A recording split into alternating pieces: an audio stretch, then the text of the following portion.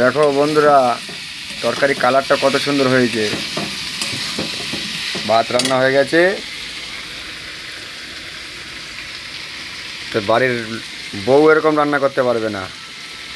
আমাদের তো একটাই কাজ, গাড়ি হোল্ড হলে রান্না করো, খাও দাও ঘুমাও, আবার লোডিং হলে গাড়ি চালাও।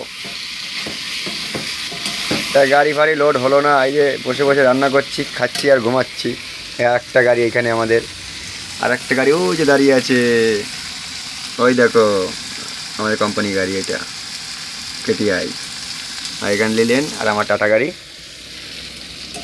দেখি কবে লোড হয়। তেলের দাম বন্ধুরা অনেক বেড়ে গেছে না, ভাড়ার দাম তো বাড়েনি। কি করবো বলো।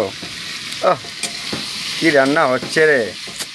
খাবি কি পাগলি, ঝাঁঝেই মরে যাবি। চলে এসো বন্ধু লোক, শ্রীরামপুরে আছি, টোলের পাশে। হ্যালো।